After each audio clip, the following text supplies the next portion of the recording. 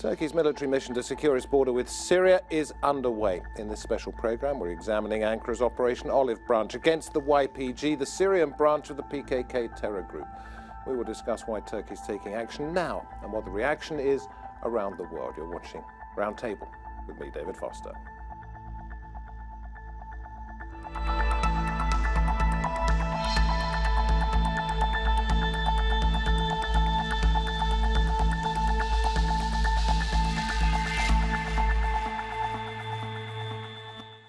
Now, this air and ground operation aims to remove the US-backed YPG from the north of Syria. Turkey's President Recep Tayyip Erdogan's promised to end the mission swiftly, but could the move shift the dynamics of the war in Syria, and how will the international players react?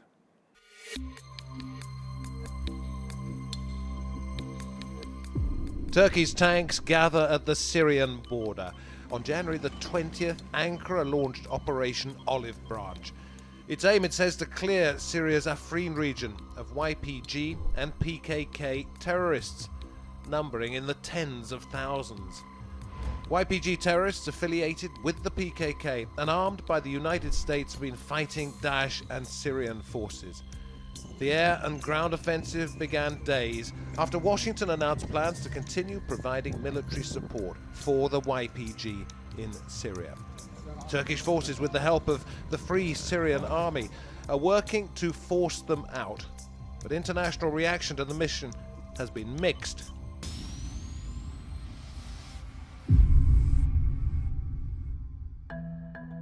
Turkey's President Recep Tayyip Erdogan said the operation will not be protracted. İnşallah çok kısa sürede bu operasyonu. The US Secretary of Defense, Jim Mattis, cited Turkey's NATO membership and the country's, quote, legitimate security concerns. While Russia's Foreign Minister, Sergei Lavrov, used the operation to highlight what Russia sees as the United States', quote, destructive role in global affairs. In Iran, a government spokesman said the country is following the developments and called for an end to the operation. And the British Foreign Office said that it recognised that Turkey has what it called, quote, legitimate interest in the security of its borders.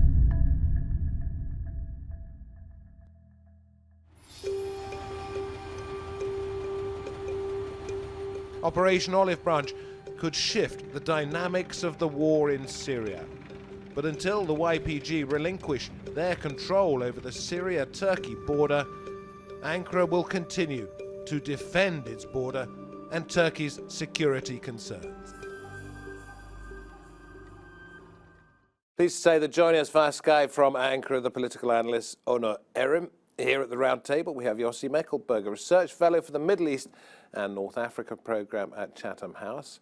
Sami Hamdi is here too, Editor-in-Chief of International Interest and Online Current Affairs Analysis Magazine, and Robert Fox, Defence Correspondent for the Evening Standard. Thank you very much for coming in at what I know is pretty short notice. Maybe you can all give your opinion on this, but I'm going to start with you, Sami. What do you think is really going on here? I think Turkey has no choice in terms of getting involved in northern Syria. I think a strong YPG, a strong autonomous Kurdish region in northern Syria is disastrous for Turkey because it encourages the Kurdish population in their own domestic situation, their own domestic scenario. And Erdogan relies on about more than 10% of the Kurdish vote to ensure a majority in Turkey. I also think that it's very interesting that the Russians have said that they won't intervene, almost as if they see a very good interest for them in this conflict.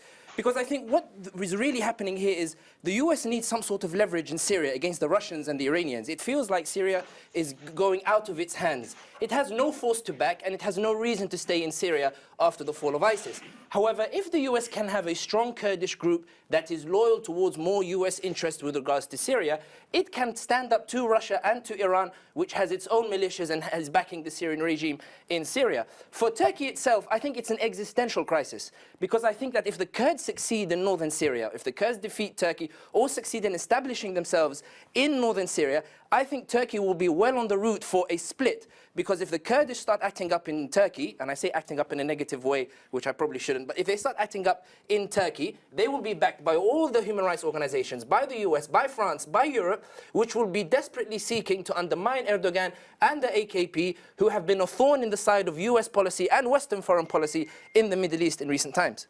What's the US's game here? Well, it hasn't done anything in this particular case, but has it missed something?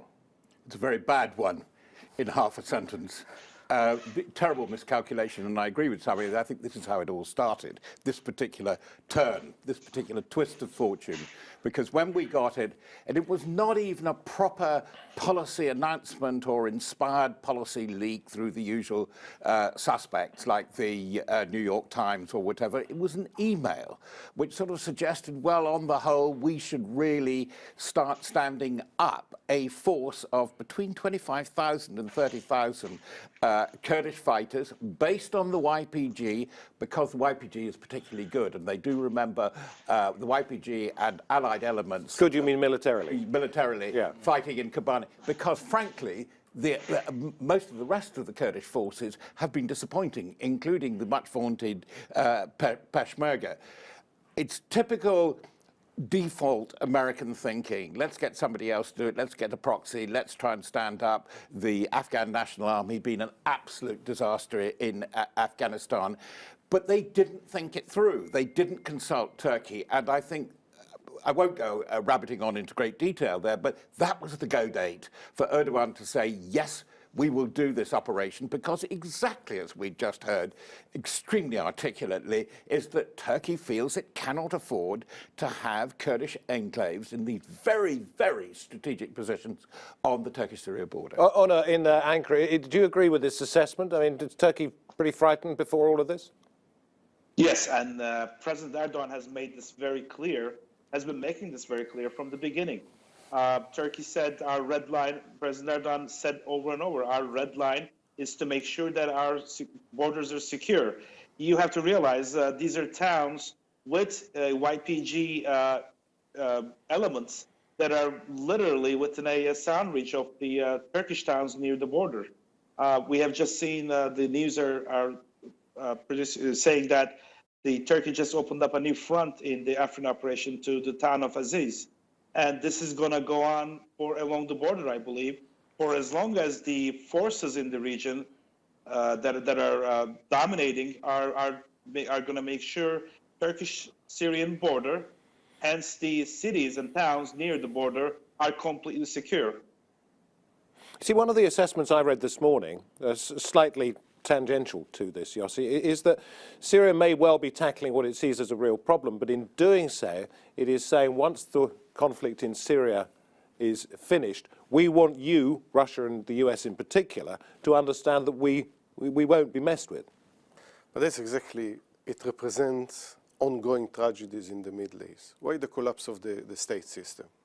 The idea that the conflict is going to an end, when it's going to an end, and when it ends, and if it ends, is Syria still Syria, as we knew it 7 years ago?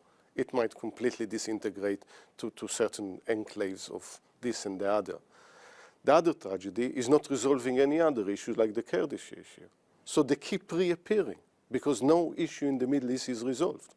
So Syria won't probably be the same Syria as we knew it in 2011. Then there are so many fingers in this pie. Everyone is involved, whether it's Iran, it's Russia, it's the United States, Israel a little bit, and then Turkey. And everyone is trying to ensure their own interests. So obviously Turkey has an interest whenever there is a Kurdish minority. But the longer term issue is how Turkey deals with the Kurdish issue, as Iraq needs to deal with that. Well, none of them is actually addressed. And what we see is trying to give a short-term answers to what is actually long-term strategic. I'll come to you guys in just a minute, but let me go back to Ona to talk about that particular point. What is the sort of Syria that Turkey would like to see when the conflict is over, given the Kurdish population in northern Syria? What does it need to see to make it feel safe? As of now, I think there was reports this morning that a couple of Turkish towns, especially in Kilis, there was some shell attacks by the YPG to its town. Right now, let's clear everything off the table. Obviously, the U.S. has some concerns in the region. So does Russia. So does Iran, and maybe China, and some other countries that are in the region or out of the region. Right now, what we have to realize, or maybe what President Trump should, how President Trump should be addressed, Turkey's position is very clear. Assume Kilis, assume Gaziantep as San Antonio, Texas, and assume Afrin or Aziz or any other cities in the region that are close to the border as any of the towns in Mexico near the U.S. border. Turkey has no other concern right now in the region before its border is absolutely secured. One of the things that's going to come up, I believe, is that Turkey is taking this action and it's seeing only one force in front of him, which is the armed branch of the PKK in Syria, YPG, PYD. We also have to realize this YPG is very openly, as very openly announced by the U.S., is trained, armed, educated, and situated by the U.S. So at one point, and this is exactly why I think the U.S. has been issuing very contradictory comments about the issue, is going to come to a position between U.S. and Turkey. Turkey had some other problems and some other concerns in the region, especially with Assad in the past. But Turkey has put all this aside right now, and it's only concerned about its own security. Okay, can I jump in there and bring this back to the table about the United States and Turkey, both members of NATO, and there are US special forces in this part of northern Syria. Right. A little bit away from Afrin itself, but there is the potential for danger of it's a big headline. And I think, and I absolutely follow on what Yossi says, we're thinking of this almost two-dimensionally. It's old politics. It's the nation state, you're absolutely right. And let's mention it now, it'll come up on the table, the borders of Sykes-Picot, et cetera, et cetera. We're quite clearly in a new dimension of history. The fluidity of the borders, we heard from our colleague from Turkey. We're going somewhere new. And what we're seeing is Turkey leaving the NATO-US sphere, cozying up to Russia. Not only this, a huge shock, really, to the deep state in America, Turkey buying Russian air defense systems. That's a really big development, because are they going to trade NATO codes? Because a lot of those air defense systems are predicated on breaking through US-dominated air defenses, and there are bottom lines in old-fashioned money, to go back, which I've just denounced. But you see, one of the interests of Russia, which is absolutely clear, which they've got the airport and they've got the seaport on the Mediterranean in Syria, and by golly, thick and thin, whether Mr. Assad is there in Damascus or not, they're going to stick with it. And these are absolutely fundamentals which we're not going to get out of, and you are absolutely right in your question in saying that these things are now irreconcilable. Back to Yossi, back to Sami again. This is not just going to be a 3-day operation. This will now, whether the fighting stops or not, it will spin out for a very long time. And as you know, but this is always the danger. Sorry, come to you in a second. Sorry. No. So, this is always danger. You start with 2-3 days operation, you find yourself 2-3 years down the line, still bogged down in a guerrilla warfare that is almost impossible to win. Well, we'll talk about the military side of it in just a moment, if we may. But you wanted to talk. No, I was going to mention. I think that Turkey's intervention exposes a very interesting, with regards to the dynamics of what's going on. Because the Kurds don't truly trust the US either. The Kurds, the reason they're moving so quickly is because they don't want a repeat of Iraq, whereby when crunch time comes and they want independence, the US says, oh, we're not getting involved. When Abadi's forces in Iraq were marching on Kurdistan and they expected the US to... of 1924, it's a story of betrayal. Absolutely right. After years of US support, telling them we're going to help you with independence, doomsday came, crunch time came, and the US abandoned the Kurds. The YPG are saying, okay, it's good that we have US support right now, but we need to move quickly and efficiently and create a situation whereby we will not need the US to back us on the day where we declare our independence. And with regards to the US, their issue is this. They know that the Kurds have this sort of reservations, but the US has no other force it can viably back. It desperately wants a stakehold in Syria. It's losing to Russians and losing to the Iranians. And Turkey is feeling that the US cannot be trusted, because let's remember what happened in Kobani before. Erdogan has reason to distrust the US. When ISIS attacked Kobani, Erdogan expected some sort of US assistance to help the Kurds fight them. Instead, the US thought, this is great. If Erdogan gets involved, ISIS attacked Turkey, Erdogan is damaged domestically. If he doesn't move, he loses the Kurdish vote and he loses his majority. This is brilliant, let's stay and watch. It took a very shrewd political move from Erdogan to play on Kurdish divisions and invite the Peshmerga to cross the border, and the US went, damn it. Yeah. Rather than the regional implications, what about the military ones? I mean, he said it's not going to be protracted. I mean, we've talked about whether these things can drag on forever and ever anyway, but militarily, is it going to be a little bit like the US against Mexico? I don't think the Kurds are that naive to think that they can really rely on the United States for long-term backing and a long-term campaign.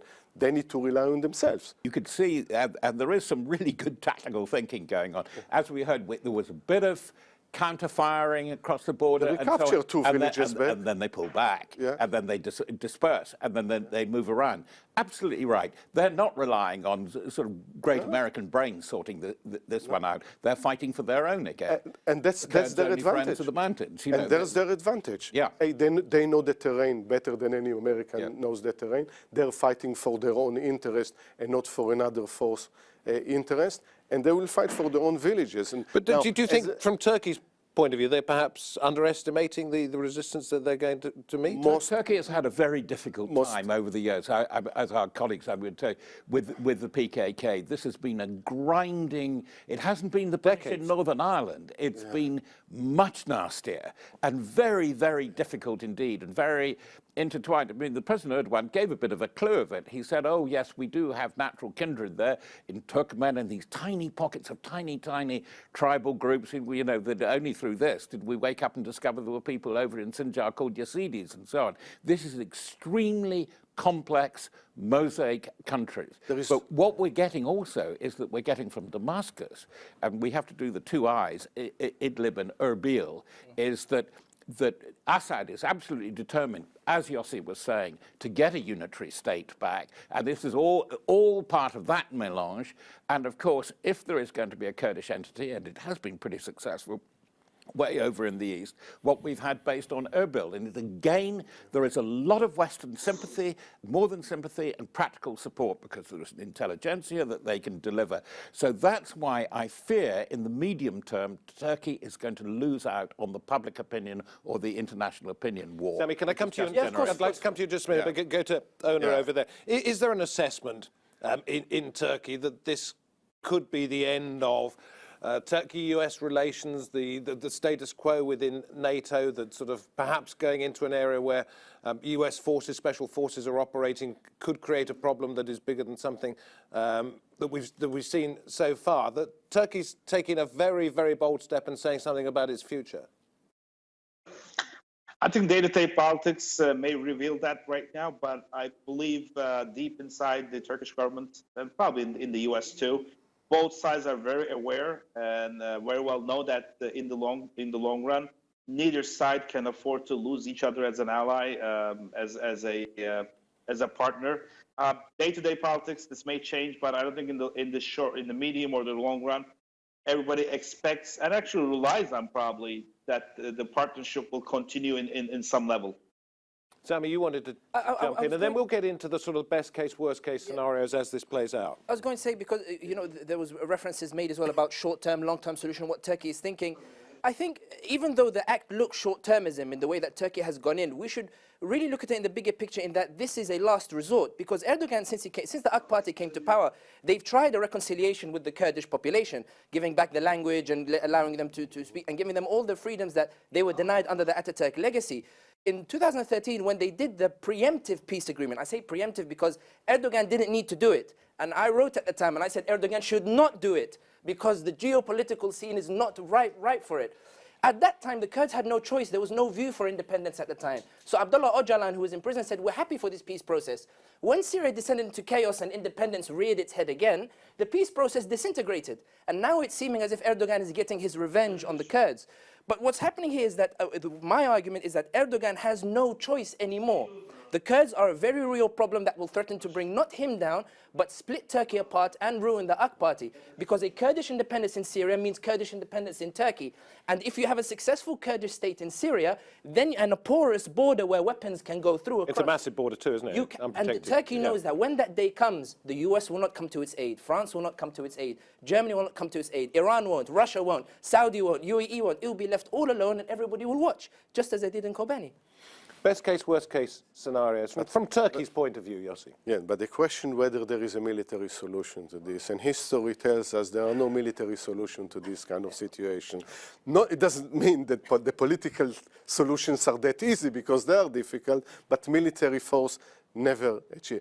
The best case scenario is that Turkey... This is from Turkey's point of view. From Turkey's point of view, the best case scenario, it's a limited operation which it demonstrates its seriousness and its interest and withdraw back to its own border, but secure its border, and says, all right, in the long term, if there is any threat to the border, we are ready to come back. The worst case not have an occupied 18, 20K buffer zone. This is always dangerous. You're creating security zones, and usually with ongoing guerrilla warfare, and then the local forces... go in, show you're serious, and then show you're serious, and you come out, and minimize violation of human rights, because this won't play with the international community. Right. The worst case scenario is creating this security zone, going with full force ahead, creating human rights atrocities there, and then bogged down for the next God knows how long inside this security zone. Bob? I couldn't disagree with almost with any of that at all. In the short term, absolutely right. There's a word for it: a strategic raid. Get in, get out, and pull back, and don't play around with cordons sanitaires, security zones, buffer zones, as you've described it. I doubt if it's going to happen that way, because, as we've said, the history between Turkey and Kurdish militant movements has not been that. The other problem, though, is that as this goes on, buffer zones, security zones, development zones on 3 borders, this northern one with Lebanon, which is very fragile now owing to refugees, which we haven't talked enough about, and Jordan is going to be very, very difficult indeed. But drawing breath, there's an enormous strategic big picture here. America is pulling back. I won't say, you know, the rise and fall of big empires, because more and more it is going to be preoccupied by the military superiority, the growing overhang on American and NATO capability in specific areas and very dangerous areas of warfare by Russia and China, and that is cyber capability. And the thing that everybody is talking about, where is the massive, we haven't seen one yet, we've seen lots of different things, cyber attack going to come from. And that's why you see, I look at them in Afghanistan, I look at the US policy in the Middle East, as you say, you realize they're only concentrating on it at the moment, it seems to me, collectively with half a brain. So, Sammy, what do you think the reaction of the populace in that area is going to be? Bring us peace. I think there's a lot of war fatigue. Yeah. But I think everybody just wants the war to finish. However, the problem is that they distrust each party that's involved, whether it's the US, whether it's the Russians, whether it's Assad, whether it's Turkey, whether it's the Kurds. So I think with regards to the local population, it's just, can we find an end to this particular war? I think just touching on the point about, you know, what's the best case scenario, I think with regards to Turkey, Turkey wants some honesty from the US. Turkey wants the US to say, look, we will pursue a policy of the Middle East that doesn't compromise your interests. But my other point is that I don't think the US relations with minority groups in the area will recover in the short term after its betrayal of the Kurds in Iraq. I think every group that starts to deal with the US again will deal with them on a very materialistic basis, but everybody now will be a cautious eye, because the US reputation has now become like the Russians in the 60s or 70s, where you ally with them and then crunch time comes, they abandon you, like they did with Abdel Nasser and some of these other presidents. So I think the US foreign policy, Bob put it as pulling back, I call it as it's become so incredibly messed, so incredibly messy, so incredibly incoherent, nobody really knows whether they're a trusted ally anymore. And I think US and Russia and Iran have now become, whereas the US were here and Russia and Iran were here, now they're all on the same level. Yeah. Let's have a pocket with everybody. Let's see who wins. You see, that this kind of operation, if doing the roll on, and you know, when it doesn't succeed, if it succeeds military, it's one thing. If it starts to fail, the generals will demand more force and more force. The politicians are already invested in an operation and they can't afford to lose, and then you get into this vicious cycle. So I think the next 2-3 days, maybe a week, will be really crucial to see where it's all going on, and look what happens in the international community. How forceful is the reaction from the international community? Okay. Or they're kind of winking and say, yes, we don't like it, but we let it happen. Okay, what do you imagine is going to happen in the next 7 days? Well, hopefully this will come to an end. As the other commentators said, this will go in and go out and establish what we went in there for. The worst thing would be this thing to drag on for longer than it should. Turkey's right now, the goal is very clear, to secure its border, and hopefully this will happen much sooner than expected, hopefully, because if it goes on, it will bring on more problems as it drags along. Thank you very much indeed, and thank you to the three experts we've had here in the studio. We've been watching a special edition of Roundtable on the events of Operation Olive Branch. 24 hours a day you can get the most up-to-date news on TRT World of what is happening in that part of the world. From me and the Roundtable team, goodbye for now. Hope to see you next time.